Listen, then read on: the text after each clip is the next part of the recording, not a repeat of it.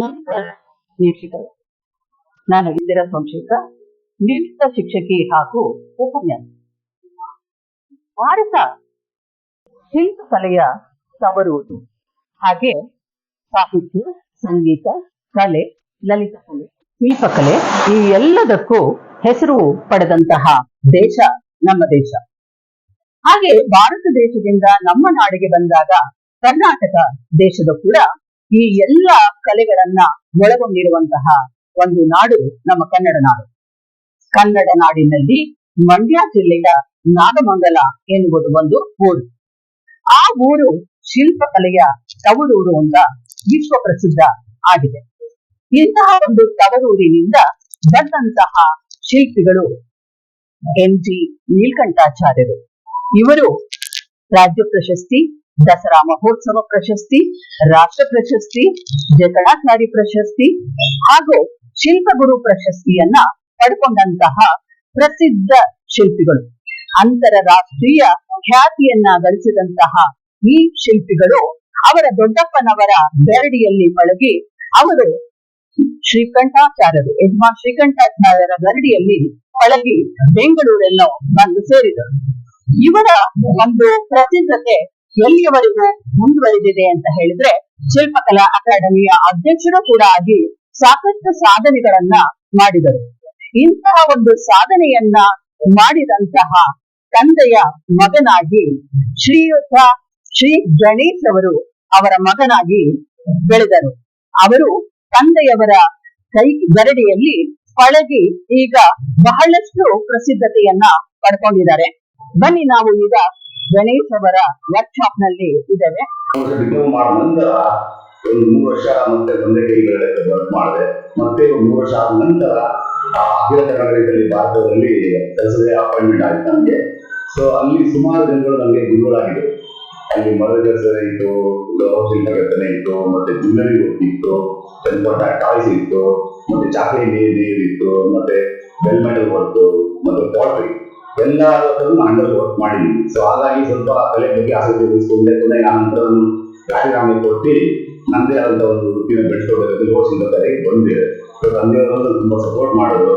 So ಹಾಗಾಗಿ ಇಷ್ಟು ದಿನಗಳ ಇವತ್ತು ಈ ಕೆಲಸ ಮಾಡ್ಕೊಂಡು ಬಂದಿದ್ದೀನಿ. ನೀವು ಅನೇಕ ಕಲೆಗಳನ್ನ ಮಾಡಿದೀನಿ ಅಂತ ಹೇಳಿದ್ರಿ. ಜ್ಯುವೆಲ್ರಿ ಇತ್ತು, ಶಿಲ್ಪಕಲೆ ಇತ್ತು, ಮರದ ಕೆಲಸ ಇತ್ತು, ಇದೆಲ್ಲ. ಬಟ್ ಅದೆಲ್ಲವನ್ನು ಬಿಟ್ಟು ಈ ಕಲೆಯನ್ನೇ ಮುಂದುವರಿಸ್ಕೊಂಡು ಹೋಗೋದಕ್ಕೆ ಏನ್ ಕಾರಣ? ಇದು ನಮ್ಮ ತಲೆಮಾರಿನಿಂದ ಬಂದಿರುವಂತಹ ಶಿಲ್ಪಕಲೆ. ಇದು ಬಿಟ್ಟು ಬೇರೆ ಮಾಡೋದು ತಪ್ಪು. ಅದರಿಂದ ನಾಗ ಮುತ್ತಾತ ನಮ್ಮ ತಂದೆ ಎಲ್ಲರೂ ಮಾಡಿದ್ರು. ಆ ತಂಡದಲ್ಲಿ ಶಿಲ್ಪಿಗಳಾಗಿದ್ರು. ನಾಗವೆಲ್ಲ ದೊಡ್ಡಪ್ಪ, ತಂದೆ ದೊಡ್ಡಪ್ಪ ಮಾಸ್ಟರ್ ಶಿಲ್ಪಿಗಳಾಗಿದ್ರು. ಸೊ ಹಾಗಾಗಿ ನಾನು ಇದನ್ನೇ ಮಾಡ್ಬೇಕು ಅಂತ ಹೇಳಿ ಡಿಸೈಡ್ ಮಾಡಿ ಕೊನೆಗೆ ಈ ಕೆಲಸ ಇಟ್ಕೊಂಡು ಬಂದೆ. ಅಂದ್ರೆ ಮನೆತನದಿಂದ ಬಂದಂತಹ ಒಂದು ವೃತ್ತಿ. ಅದನ್ನ ಯಾರು ಬಿಟ್ಕೊಡಕ್ಕಾಗಲ್ಲ. ಈ ಒಂದು ಕಲೆಯಲ್ಲಿ ನಿಮ್ಗೆ ಹೇಗೆ ಅನ್ಸುತ್ತೆ? ನೀವು ಇದನ್ನ ತುಂಬಾ ಮುಂದೆ ತಗೊಂಡು ಹೋಗ್ಬೋದು, ಇನ್ನೂ ಅದನ್ನ ಬೆಳೆಸ್ತಾ ಹೋಗ್ಬೇಕು ಅನ್ನುವಂತಹ ಒಂದು ಆಸೆ ಏನಾದ್ರು ಇದೆಯಾ ನಿಮ್ಗೆ? ಅದು ಆಕ್ಚುಲಿ ಏನಂದ್ರೆ, ಈಗ ಮೈಸೂರು ಆಸ್ಥಾನದಲ್ಲಿ ನಮ್ಮ ವಿವೇಕ ಮಾತುಕತೆಗಳು, ಶಿಲ್ಪಕಲೆಗಳು ಮತ್ತು ದಾಖಲ ಮಾಡೋದು ಅದೆಲ್ಲ ನೋಡಿದ್ರೆ ಇವತ್ತು ನಮ್ಗೆ ಇನ್ಸ್ಪೈರ್ ಆಗುತ್ತೆ. ಸೊ ನಾವು ಯಾಕೆ ಈ ತರ ಒಳ್ಳೆ ವರ್ಕ್ ಮಾಡಬಾರ್ದು? ಹಾಗಾಗಿ ನಾನು ಆದಷ್ಟು ತುಂಬಾ ಡೆಲಿಗೇಟ್ ಆಗಿ ವರ್ಕ್ ಮಾಡ್ತೀನಿ. ತುಂಬಾ ಡೆಲಿಗೇಟ್ ವರ್ಕ್ ಮಾಡ್ತೀನಿ. ಸೂಕ್ಷ್ಮ ಬೆಂಗಳೂರಲ್ಲಿ ಸುಮಾರು ಜನ ಕಲಾವಿದರು ಇದ್ದಾರೆ. ಆದ್ರೆ ಎಲ್ಲಾರು ಒಳ್ಳೆ ಕೆಲಸ ಶಿಲ್ಪಿಗಳು ಇಲ್ಲ. ಖಂಡಿತ. ಅದರಿಂದ ನಾನು ಒಳ್ಳೆ ಶಿಲ್ಪಿ ಆಗಬೇಕಂತ ಆಸೆ ಕೊಟ್ಟು ಮಾಡ್ಕೊಂಡು ಮಾಡ್ತಾ ಇದ್ದೀನಿ. ಸುಮಾರು ಜನಗಳು ನಮ್ಗೆ ಹೇಳ್ಕೊಟ್ಟಿದ್ದೀನಿ ಆಕ್ಚುಲಿ. ಬಹಳ ಒಳ್ಳೆಯದು. ಅಂದ್ರೆ ನಿಮ್ಮ ಕೈ ಕೆಳಗೆ ಪಳಗಿರುವಂತಹ ನಿಮ್ಮ ಶಿಷ್ಯರು ಕೂಡ ಬಹಳಷ್ಟು ಈ ಒಂದು ಕಲೆಯನ್ನ ಮೈಗೂಡಿಸ್ಕೊಂಡಿದ್ದಾರೆ. ಅಂದ್ರೆ ತುಂಬಾ ಒಳ್ಳೆ ಕೆಲಸನ ಮಾಡ್ತಾ ಇದ್ದೀರಾ. ಬಟ್ ನಿಮ್ಗೆ ರಾಜ್ಯ ಪ್ರಶಸ್ತಿ ಬಂತು. ಆ ರಾಜ್ಯ ಪ್ರಶಸ್ತಿ ಯಾವ ಒಂದು ವಿಗ್ರಹವನ್ನ ಮಾಡಿದ್ದಕ್ಕೆ ನಿಮ್ಗೆ ರಾಜ್ಯ ಪ್ರಶಸ್ತಿಯನ್ನ? ರಾಜ್ಯ ಪ್ರಶಸ್ತಿ ಬಂದಿದ್ದ 1993ರಲ್ಲಿ ಪಾರ್ವತಿ ಈಗ ಶೈಲಿಯಲ್ಲಿ ಅದನ್ನ 1.5 ಅಡಿ 25 ಎತ್ತರ ಬರುತ್ತೆ. ಅದು ಮೇಣಕ್ಕೆ ಎರ್ಗ ಮಾಡಿ ಅದನ್ನ ನಾನೇ ರೆಡಿ ಮಾಡಿ ಮಾಡಿದ್ದು. ಅದನ್ನ ಕಾವೇರಿ ಕನ್ನಡ ರಾಜ್ಯ ಕರಕುಶಲ ಮಂಡಳಿ ಅಲ್ಲಿ ಸಬ್ಮಿಟ್ ಮಾಡಿದೆ. ಅದನ್ನ ಅದು ಬಂತು ನನಗೆ. ಅದಕ್ಕೆ ಹಿಂದೆ ಒಂದು ರಾಜ್ಯ ಪ್ರಶಂಸನಾ ಪತ್ರ ಅಂತ ಬಂತು. ಅದಕ್ಕೆ ನಾನು ಇಂಥ ಒಂದು ಹುಡುಗಿ ವಿಗ್ರಹ ಮಾಡಿದ್ದು. ಅದು ರಾಜ್ಯ ಪ್ರಶಂಸನಾ ಪತ್ರ. ಅದಾದ ನಂತರ ನನಗೆ ರಾಜ್ಯ ಪ್ರಶಸ್ತಿ. ಇದಕ್ಕೆಲ್ಲ ಈ ರಾಜ್ಯ ಪ್ರಶಸ್ತಿಗೆ ಇವತ್ತು ಇಷ್ಟೊಂದು ಖ್ಯಾತಿಯನ್ನ ಗಳಿಸೋದಕ್ಕೆ ನಿಮ್ಮ ತಂದೆಯವರೇ ಮುಖ್ಯ ಕಾರಣರು, ಮೂಲ ಕಾರಣರು ಅಂತ ನೀವು ನಿಮ್ಮ ಮುಖ್ಯವಾದಂತಹ ಕೆಲವು ವಿಗ್ರಹಗಳು ಎಲ್ಲೆಲ್ಲಿ ಕಳಿಸಿದ್ದೀರಾ, ಯಾವ್ಯಾವ್ದು ಒಂದು ಖ್ಯಾತಿಯನ್ನ ಪಡ್ಕೊ? ನಾನು ಸುಮಾರು ಈ ಕೆಲಸ ಈ ವೃತ್ತಿಗೆ ಬಂದು ಆಲ್ಮೋಸ್ಟ್ 40 ವರ್ಷ ಆಯ್ತು. ಸೊ ಒಂದು 25 ವರ್ಷದಿಂದ ಇತ್ತೀಚೆಗೆ ಸುಮಾರು ಇಡೀ ಪ್ರಪಂಚಾದ್ಯಂತ ಕಳಿಸಿದ್ದೀನಿ ಎಲ್ಲ. ಬಹಳಷ್ಟು ಖುಷಿ ಆಗುತ್ತೆ ನೋಡಿ. ನಾಗಮಂಗಲದ ತವರೂರಿನಿಂದ ಶಿಲ್ಪಕಲೆಗೆ ಹೆಸರಾದಂತಹ ಆ ಒಂದು ಚಿಕ್ಕ ಊರಿನಿಂದ ಇಡೀ ಅಂತಾರಾಷ್ಟ್ರೀಯ ಮಟ್ಟದಲ್ಲಿ ನೀವು ಇಂತಹ ಒಂದು ಖ್ಯಾತಿಯನ್ನ ಗಳಿಸಿದ್ದೀರಾ ಅಂತ ಹೇಳಿದ್ರೆ ಬಹಳಷ್ಟು ಸಂತೋಷ ಆಗುತ್ತೆ. ನಮ್ಮ ಒಂದು ಊರಿಗೆ, ನಮ್ಮ ಒಂದು ನಾಡಿಗೆ ಬಹಳ ಹೆಮ್ಮೆಯ ಪುತ್ರ ಅಂತ ಹೇಳಿದ್ರೆ ತಪ್ಪಾಗಲಾರದು.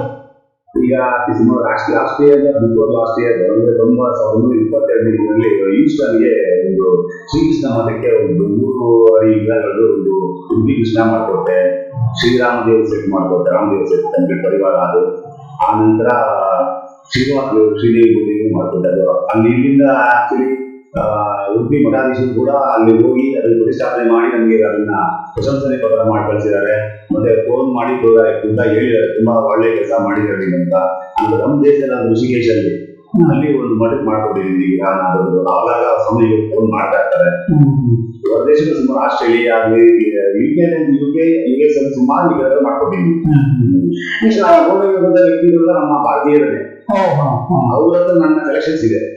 ಹಾಗೆ ಅಂದ್ರೆ ನಮ್ಮ ಭಾರತೀಯ ಕಲೆ ಇವತ್ತು ಅಂತಾರಾಷ್ಟ್ರೀಯ ಮಟ್ಟದಲ್ಲಿ ಕೆಲವರ ಮನೆಯಲ್ಲಿ ಶಿಲ್ಪಕಲೆಯಿಂದ ಆ ವಿಗ್ರಹಗಳಿಂದ ಬೆಳಗ್ತಾ ಇದೆ. ಹೊಯ್ಸಳ ಶೈಲಿ ಅಂದ್ರೆ ನೀವು ಹೊಯ್ಸಳ ಶೈಲಿಯನ್ನೇ ಅಳವಡಿಸ್ಕೊಳ್ಳೋದಕ್ಕೆ ಏನ್ ಕಾರಣ? ಮೊದಲಿಂದಲೂ ನಮ್ಮ ಮೈಸೂರು ಪರಂಪರೆ ಹೊಯ್ಸಳ ಶೈಲಿಯಲ್ಲೇ ಬಂದಿರ್ತಕ್ಕಂಥ ತುಂಬಾ ವಿಜೃಂಭಣೆಯಾಗಿ ಕಾಣುತ್ತೆ. ತುಂಬಾ ಸೂಕ್ಷ್ಮ ಕೆಲಸಗಳಿರುತ್ತೆ. ವೈಭವಿಕವಾಗಿರ್ತಕ್ಕಂಥ ಆಭರಣಗಳು, ಕಿರೀಟ ಎಲ್ಲ ನೋಡಿದಾಗ ತುಂಬಾ ರಿಚ್ ಆಗಿ ಕಾಣುತ್ತೆ. ಹೌದು.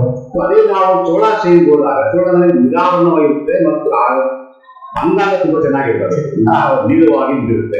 ನಮ್ದು ಬಂದು ಸ್ವಲ್ಪ ಕುಜ್ಜವಾಗಿದ್ರು ಹೊಯ್ಸಳ ಶೈಲಿಯಲ್ಲಿ ಆಭರಣಗಳ ಅಂಗಾಂಗ ತುಂಬಾ ರಿಚ್ ಆಗಿ ತುಂಬಾ ಕಾಣಿಸುತ್ತೆ. ಅದರಿಂದ ತುಂಬಾ ನಮಗೆ ಮೊದಲಿಂದಲೂ ಅದು ಆಸಕ್ತಿ ಜಾಸ್ತಿ ಹೊಯ್ಸಳ ಶೈಲಿಯಲ್ಲಿ ಮಾಡ್ಬೇಕು ಅಂತೆ. ಹೊಯ್ಸಳ ಶೈಲಿ ತುಂಬಾ ಕಷ್ಟಕರವಾದ ಕೆಲಸ. ಎಲ್ಲಾ ವಿಚಾರಗಳನ್ನು ಕಂಪ್ಯೂಟರ್ ಶಿಖಾಮಣಿಯಿಂದ ಹಿಡಿದು ಬಾದಿವರೆಗೂ ಎಲ್ಲರಿಗೂ ಅಳತೆ ಪ್ರಮಾಣದಲ್ಲೇ ಮಾಡ್ಕೊಂಡು ಬರ್ಬೇಕು. ಈಗ ನೀವು ಈ ಒಂದು ವಿಗ್ರಹವನ್ನ ನೋಡಿದಾಗ ಇದನ್ನು ಪೂರ್ತಿ ಮೇಣವನ್ನ ಕಟ್ಟಿದ್ದೀರಾ. ಇದು ಇಷ್ಟು ಕಳೆಯಾಗಿ ಕಾಣ್ತಾ ಇದೆ. ಯಾಕೆಂದ್ರೆ ಕೆಲವು ಶಿಲ್ಪಗಳನ್ನ ನೋಡಿದ್ದೇನೆ ನಾನು, ಅವರಲ್ಲಿ ಅಷ್ಟು ಒಂದು ಕಳೆ ಮುಖದಲ್ಲಿ ಕಾಣಿಸಲ್ಲ. ಇದು ಬರೀ ಮೇಣವನ್ನ ಕಟ್ಟಿರುವಂತಹ ಈ ಒಂದು ಶಿಲ್ಪವೇ ತಂದೆಯವರದು, ನಿಮ್ಮದು ಮತ್ತೆ ನಿಮ್ಮ ಒಂದು ಕುಟುಂಬದವರದು. ನೀವು ಇದ್ರ ಬಗ್ಗೆ ಸ್ವಲ್ಪ ಕಿರು ಪರಿಚಯವನ್ನ ಮಾಡ್ಕೊಡಿ ಅಂತ ನಿಮ್ಮನ್ನ ಕೇಳ್ತೀವಿ. ನಮಸ್ಕಾರ ಮಧುಸೂದನ್ ಅವರೇ, ನೀವು ಕೂಡ NG ನೀಲಕಂಠಾಚಾರ್ ರಾಷ್ಟ್ರ ಪ್ರಶಸ್ತಿ ವಿಜೇತರು, ಜಕಣಾಚಾರಿ ಪ್ರಶಸ್ತಿ ವಿಜೇತರು, ಶಿಲ್ಪಗುರು ಪ್ರಶಸ್ತಿಯನ್ನ ಪಡ್ಕೊಂಡಂತವ್ರು. ಅಂತಹ ಒಬ್ಬ ಪ್ರಸಿದ್ಧ ಶಿಲ್ಪಿಯ ಕೈ ಕೆಳಗೆ ಪಳಗಿದ್ದೀರಾ ನೀವು. ಅವರ ಮರಣದ ನಂತರ ಗಣೇಶ್ ಅವರ ಹತ್ರ, ಅವರು ಕೂಡ ಪ್ರಸಿದ್ಧ ಶಿಲ್ಪಿಗಳು, ಅವರ ಮಗನಾದ ಗಣೇಶ್ ಅವರು ಕೂಡ ಈಗ ನೀವು ಅವರ ಕೈ ಕೆಳಗಡೆ ಕೆಲಸವನ್ನ ಮಾಡ್ತಿದ್ದೀರಾ. ಅವರ ಹತ್ರ ಕೂಡ ನೀವು ಸಾಕಷ್ಟು ಶಿಲ್ಪಕಲೆಯನ್ನ ಮಾಡಿ ಪ್ರಸಿದ್ಧಿಯನ್ನ ಪಡ್ಕೊಂಡಿದ್ದೀರಾ ಅಂತ ನಾನು ಕೇಳಿದೆ. ಓಕೆ, ನೀವು ಈ ಒಂದು ವೃತ್ತಿಗೆ ಬರ್ಲಿಕ್ಕೆ, ಇವ್ರ ಹತ್ರ ಒಂದು ಕಲಿಕೆಯನ್ನ ಕಲಿಯೋದಕ್ಕೆ ಏನ್ ಕಾರಣ? ಹೇಗೆ ಬಂದ್ರಿ ನೀವು? ಎಲ್ಲಿಂದ ಬಂದ್ರಿ? ನಿಮ್ಮ ಒಂದು ಮನೆತನದ ಒಂದು ವೃತ್ತಿ ಕೂಡ ಇದೇ ಆಗಿತ್ತಾ, ಅಥವಾ ನೀವೇ ಹೊಸದಾಗಿ ಬಂದು ಇದನ್ನ ಅಳವಡಿಸ್ಕೊಂಡ್ರಾ? ನಮಸ್ತೆ. ನಮಸ್ಕಾರ. ನಾನು ಬಂದು ಮನೆತನದೇನು ಅಂತ ಏನಿಲ್ಲ. ನಮ್ಮ ದೊಡ್ಡಪ್ಪ ಎಲ್ಲ ಎದುರುಗಳಾದಂತ ಕೆಳಗಡೆ ಕೆಲಸ ಮಾಡ್ತಾ ಇದ್ರು ಅವಾಗ. ನಾನು ಅವರಿಂದ ನಾನು ಹುಡುಗನಲ್ಲಿ ಹೋದ್ದು ಬಾಲ್ಯದಲ್ಲೇನೆ ಮನೆಗೆ ಹೋಗಿ ಬಂದು ಮಾಡಬೇಕಾದ್ರೆ ಈ ಕೆಲಸ ನೋಡ್ತಾ ಇದ್ರಿ. ಅದ್ರ ಬಗ್ಗೆ ಇದು ಆಸಕ್ತಿ ಜಾಸ್ತಿ ಇದರಲ್ಲೇ ಉಳಿಸ್ಕೊಂಡ್ಬಿಟ್ಟೆ ಈ ಕೆಲಸದ. ಹಾಗಾಗಿ ನಾನು ವಿದ್ಯಾಭ್ಯಾಸ ಜಾಸ್ತಿ ಗಮನ ಕೊಡ್ಲಿಲ್ಲ. ಆಮೇಲೆ ನಂದು 10th SSLC ಮುಗೀತು. ಅವಾಗ ಬಂದು ನನಗೆ ಆ ಓದಿನ ಬಗ್ಗೆ ಆಸಕ್ತಿ ಇರಲಿಲ್ಲ. ಅವಾಗ ನಾನು ನಿಮ್ಗೆ ಏನಾದ್ರು ಮಾಡ್ಬೇಕು ಅಂತ ಹೇಳ್ತಾರೆ. ನಮ್ ದೊಡ್ಡಪ್ಪನೇ ಒಂದ್ ಸ್ವಲ್ಪ ಹೇಳುದು, ಹಿಂಗಿದೆ ಬಿಡ್ದಿಲಿ ಕೆನರಾ ಬ್ಯಾಂಕ್ ಬಿಡ್ದಿಲಿ ಟ್ರೈನಿಂಗ್ ಸೆಂಟರ್ ಇದೆ, KPJ ಪ್ರಭು ಕುಶಲ ಕೇಂದ್ರ ತರಬೇತಿ ಕೇಂದ್ರ. ಅದರಲ್ಲಿ ಒಂದೂವರೆ ವರ್ಷ ನಾವು ತರಬೇತಿಯನ್ನ ಪಡ್ಕೊಂಡಿದ್ದೀವಿ. ಅದರಲ್ಲಿ 6 ತಿಂಗಳು ಡ್ರಾಯಿಂಗು, ಆಮೇಲೆ 6 ತಿಂಗಳು ಈ ತರ ವ್ಯಾಕ್ಸ್ ಮಾಡೋದು, ಆಮೇಲೆ ಇನ್ನ 6 ತಿಂಗಳು ಎರ್ಕ ಮಾಡಿ ಅದೇನು ಫಿನಿಶಿಂಗ್ ಮಾಡೋದು, ಅದನ್ನ ಅಲ್ಪ ಸಮಯದಲ್ಲಿ ನಮ್ಗೆ ಎಷ್ಟು ಬೇಕೋ ಅಷ್ಟನ್ನ ಕಲ್ಸ್ಕೊಟ್ರು. ಅಷ್ಟು ನಮ್ಗೆ ಪೂರ್ತಿ ಕೆಲಸ ಬರ್ಲಿ ಪರಿಪೂರ್ಣ ಆಗ್ಲಿಲ್ಲ, ಅದು ಬೇಸಿಕ್ ಸ್ಟಾರ್ಟಿಂಗ್, ಬರೀ ಬೇಸಿಕ್ ಅಷ್ಟೇ ನೀವು ಕಲ್ತ್ಕೊಂಡ್ ಬಂದ್ರಿ. ಇನ್ನ ಮುಂದೆ ನಡ್ಸ್ಕೊಂಡು ಹೋಗೋದು ಹೆಂಗೆ ಅಂತ ಹೇಳ್ಕೊಡ್ತಾರೆ. ಓಕೆ ಓಕೆ, ಅದನ್ನ ನಮ್ಮ ಟ್ಯಾಲೆಂಟ್ ಅಲ್ಲಿ ನಾವು ಮುಂದುವರ್ಸ್ಕೊಂಡು ರೂಢಿಸ್ಕೊಂಡು ಹೋಗ್ಬೇಕು. ಅದು ಬಂದು ಆಮೇಲೆ ನಮ್ಮ ತಂದೆ ಮುಗೀತು ಟ್ರೈನಿಂಗ್ ಎಲ್ಲ. ಅವ್ ನಮ್ಮ ತಂದೆ ಬಂದು ನಮ್ಮ ದೊಡ್ಡಪ್ಪ ಅಂತ ವರದಾಚಾರ ಅಂತ ಇದ್ದಾರೆ, ಅವರು ನಮ್ಮ ಗುರುಗಳಾದಂತ ನಿರ್ಗಂಡಾಚಾರ ಅವರೆಲ್ಲ ಬಾಲ್ಯ ಪರಿಚಯ ಅವರು ಬಂದು ಇವ್ರಿಗೆ ಪರಿಚಯ ಮಾಡ್ಕೊಟ್ರು. ಇವರು ಪರಿಚಯ ಆಯ್ತು ನಮ್ಗೆ ಗುರುಗಳು. ಆಮೇಲೆ ಅವ್ರ ಇದ್ದಾಗ 6 ವರ್ಷ ಅವ್ರ ಕೈ ಕೆಳಗಡೆ ಮಾಡ್ತಾ ಇದೆ, ಅವರು ಹೇಳ್ಕೊಡ್ತಾ ಇದ್ರು ಆಸಕ್ತಿಯಿಂದ. ನಂಗೆ ಆಸಕ್ತಿ ತುಂಬಾ ಆಯ್ತು. ಆಮೇಲೆ ಅವ್ರ ಮರಣ ಆದ ನಂತರ ಅವರ ಮಗರಾದ ಗಣೇಶ್ ಅವ್ರ ಹತ್ರ ನೀವು ಕಲಿತಾ ಇದ್ದೀರಾ. ಇವತ್ತಿಗೂ ಈಗ್ಲೂ ಕೂಡ ಅವರ ಜೊತೆಯಲ್ಲೇ ಕೆಲಸ ಮಾಡ್ತಾ ಇದ್ದೀರಾ? ಈಗ್ಲೂ ಅವ್ರ ಹತ್ರನೇ ಮಾಡ್ತಾ ಇದ್ದೀನಿ. ಈಗ ನನಗೆ ಬಂದು 19 ವರ್ಷ ಈ ವೃತ್ತಿಯಲ್ಲಿ ನಿಮಗೆ ತರಬೇತಿನ ಪಡ್ಕೊಂಡು ಈಗ ನೀವು ಇದನ್ನು ನುರಿತ ಒಬ್ಬ ಶಿಲ್ಪಿ ಆಗಿದ್ದೇವೆ. ಒಳ್ಳೆ ಕೆಲಸ, ಒಳ್ಳೇದಾಗ್ಲಿ. ಮತ್ತೆ ನಿಮಗೆ ಕಮಲಾದೇವಿ ಚಟ್ಟೋಪಾಧ್ಯಾಯ ಪ್ರಶಸ್ತಿ ಸಿಕ್ತು ಅಂತ ಹೇಳಿದೆ.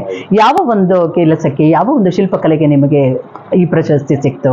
ಅದು ನಾನು ಈ ಜಾಗದಲ್ಲಿರೋ ಇಲ್ಲಿ ಮಾಡ್ತಿರೋ ಕೆಲಸ ಪುಣ್ಯ ನಂದು. ಅವರೇ ಬಂದು ನಮ್ಗೆ ಗುರುತಿಸಿ ಕೊಟ್ಟಿರೋ. ಓಕೆ, ನಿಮ್ಮನ್ನ ಇಲ್ಲಿ ಕಲಿತಾ ಇರೋದನ್ನ ನೋಡಿ ಗುರುತಿಸಿ ಅವರೇ ಕೂಡ ಈ ಒಂದು ಪ್ರಶಸ್ತಿಗೆ ನೀವು ಅರ್ಹರು ಅಂತ ಹೇಳಿ ಆ ಪ್ರಶಸ್ತಿಯನ್ನ ನೀಡಿದ್ದಾರೆ. ಒಳ್ಳೇದಾಗ್ಲಿ, ನಿಮ್ಗೂ ಇನ್ನೂ ಹೆಚ್ಚಿನ ಮಟ್ಟದ ಪ್ರಶಸ್ತಿಗಳು ಸಿಗ್ಲಿ ಅಂತ ಹೇಳಿ ಆ ದೇವರಲ್ಲಿ ಕೇಳ್ಕೊಳ್ತೇನೆ. ನಮಸ್ಕಾರ.